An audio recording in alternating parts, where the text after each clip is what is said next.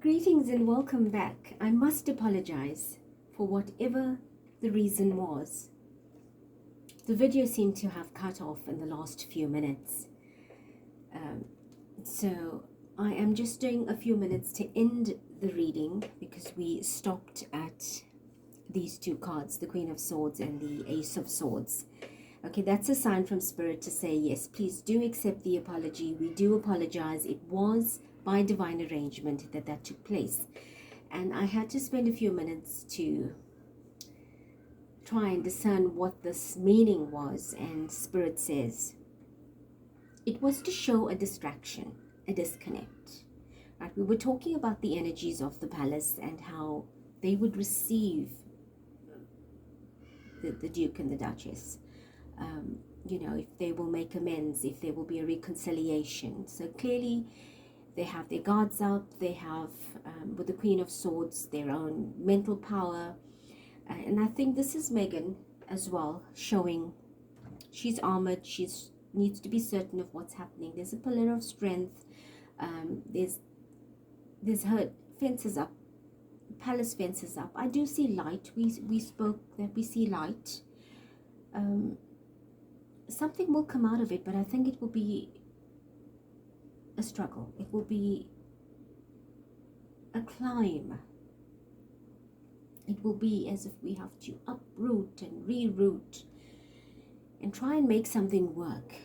But with the Ace of Swords, the energy of the divine is that, come what may, we will have to break this shield of stubbornness and rigidness and bring through from a higher mind, a higher consciousness of energy, the fact that we are family, we have a purpose here, we have a contract in this world to balance, to complete, and no man can stop that. Spirit is saying, I will send through the weapon, the spiritual weapon, cutting through, slashing through the sheath that is veiling and separating and dividing, and create pockets of light to filter through, to bring and illuminate your consciousness so that we do what we are meant to do. So it is important, I feel, that they can no longer be ruling with the heart in the wrong place.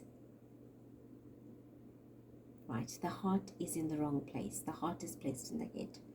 It's a very mental, logical, straightforward, structured, systematic channeling of energy which has to break free. They've got to channel from a higher consciousness, but through the heart energy, through the love vibration. Right, so the disconnect was about the palace disconnecting, cutting off, shutting off, you know, severing ties. It goes both ways. They want to be stubborn about it. They want to sort of give a hand but pull it back. You know, but the divine won't allow that. It has to take place in the method, in the medium that it needs to, and it's royal energy, it's queen energy. So it has a lot to do with the feminine struggle, the feminine power in the palace, as well as the swords here is representative of the masculine energy. So they need to come into balance. So we've got to rule with a higher consciousness in love and light. Right, and the card that we had thereafter was the Queen of Wands, fire. And that's the light we're talking about. So if you look here, we have the pillar,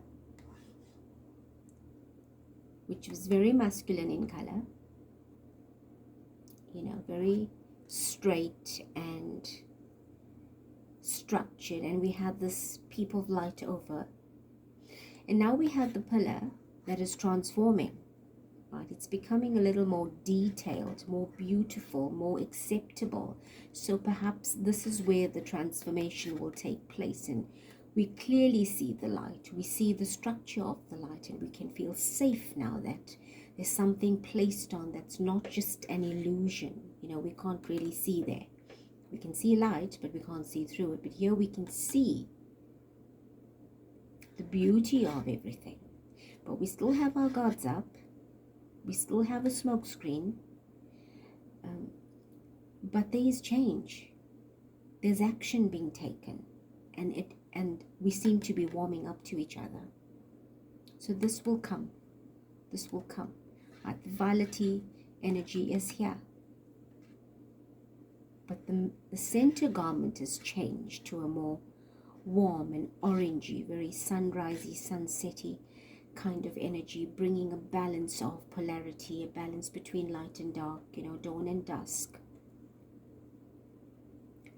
And perhaps both the queens, both the women representing the queen energies, will find common ground and balance. And I think it's sometimes when women seem to come together before a masculine energy, it actually creates a very fertile ground of friendship and compromise and, you know, extending an olive branch, and, you know, we can try and make it work. But when the women or the feminine energy are still at war, then it makes any reconciliation even more difficult. So I do feel there is an extension of something that will bring about a positive. And that's where we were when the video was cutting off, and I was bringing to your attention that at the bottom of this deck as well is the King of Pentacles. And we have the King of Pentacles, the King of Coins on the table. So that is reiterating strength in wealth, in fame, in, you know, financial wealth, as well as the wealth of the commonwealth, the wealth of the monarchy, the position of the monarchy, you know, the longevity of it. So here we have a king that is ruling from a very direct, humble, loving energy. This was representative of Prince Harry in the reading, right? And this is where we're talking about the kingdom itself, accepting. So we see here, all right, I'm going to take that because I want to explain something. We see here a king, which is now the monarchy, looking away. We have the money, it's taken for granted, it will never run out because it's literally our backbone, our structure, our life. So we'll just be airheads and we will look everywhere else and not worry about our nest. And Spirit is saying, come down to earth and deal with your nest. Right? Do not focus too much on the fame, the glory, the empire, the money, the financial aspect. You know, you need to also understand that money is an earthly energy and you need to come down to earth. So he's sitting up in the air somewhere with his head in the clouds, looking at the clouds, looking away from what he should be focused on. Whereas here you have a king that's very much focused. Right? And he's holding his money in his hand. It's like, I'm in control and money doesn't control me. I will control it. You know, my family is important. I'm grounded. I'm ensuring there's crop. I'm ensuring the grass is green and everything's, I'm keeping the family warm. Right? And you can feel warmth. You can feel warmth in this card. Here, it's taken for granted that the money will keep rolling in. The wealth is there. That is what makes our head bigger than our heart. And this card, the reason I pulled this card out, which was behind it, was to show you how we will be brought to our knees, how we will have to come down to earth. Something will bring us to this level, and it's never going to be nice. It could be very unexpected. It could be unprecedented change. The Five of Cups is an emotional energy. Grief and mourning, anxiety, depression, emotional upheaval, loss of a loved one, loss of personal possessions, loss of things that mean a lot to us.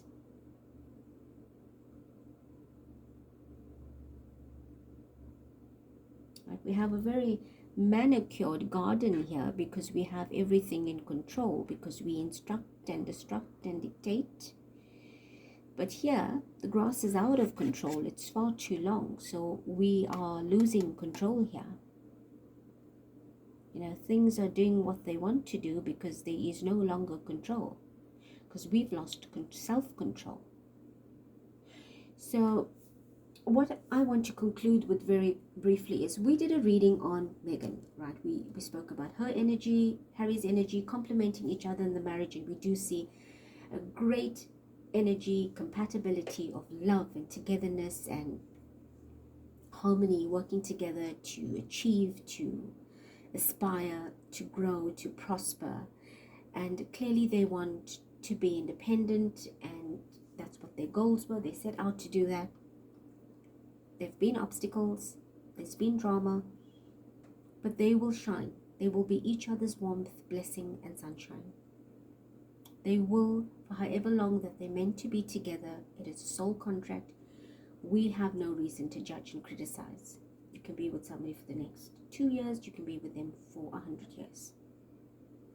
They will do what they need to, and I feel that they are hand in glove right now. Their family is happy and healthy, and whatever else is portrayed right now just seems to be mere speculation and things that are building up a story to create a hype, and hence the quiet time. Please leave us alone. You know, we want our peace. We're building our own lives. We had to start from the beginning, and we've done it. We've proven that we can. We're not codependent on something else. And that is their personal ambition and their goal and their love and their, you know, their achievements. However they've done it, they're not taking from somebody like they would in the royal family, depend on the taxes of the Commonwealth, you know, of the country. They're earning their own stripes here. So this is what that is about. And then we asked about the relationship of reconciliation between them and the palace, the two brothers, their wives, and the king.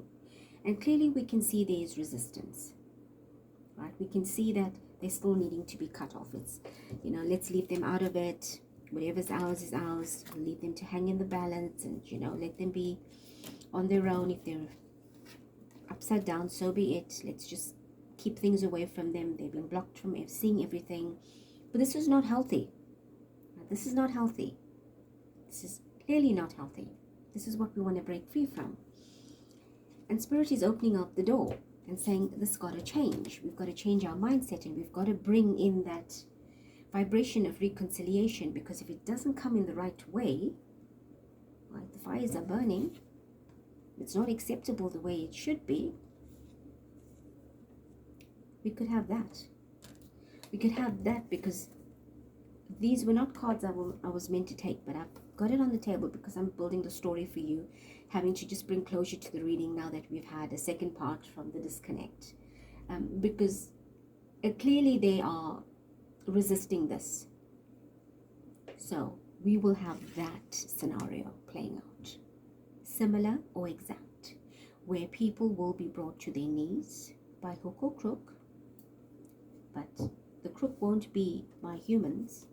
It will be by the force, the hand, the fate of the twist of destiny, of the divine. So in closing, again, I feel that for now, they're happy to do what they need to do as a family, as individuals. There will come a time where they will need to join forces and work together as a team or as part, but there will always be that chip on the shoulder. There will always be a barrier. But that will change. It will have to change. Because when we blind others from seeing what they should be, we ourselves create a blinding in our lives. When we prevent what needs to take place and want to control it, life serves us with great towers. There are consequences that usually we only humble to when we brought to our knees. when we brought in this position, that we had no way out, to see no way out.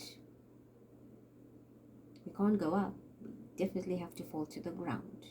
And this is what the divine is saying. Let's not get here, but if we have to,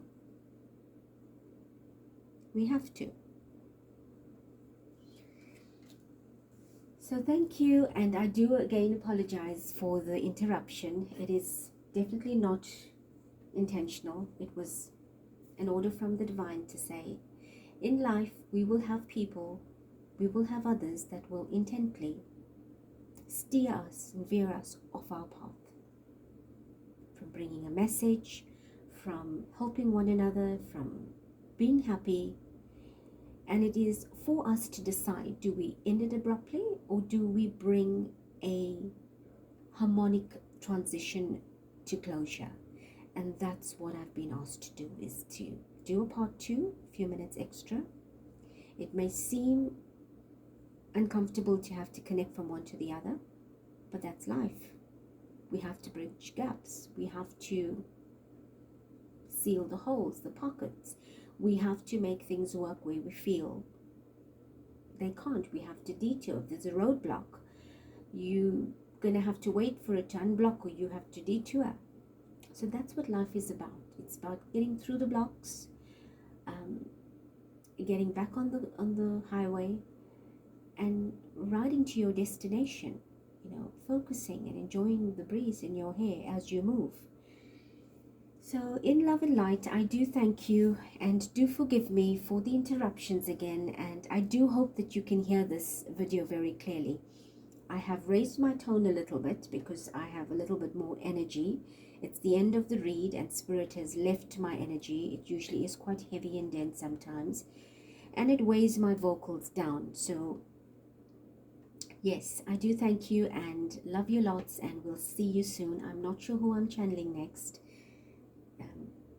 We'll see what happens in the next video. Take care, stay blessed, and be well.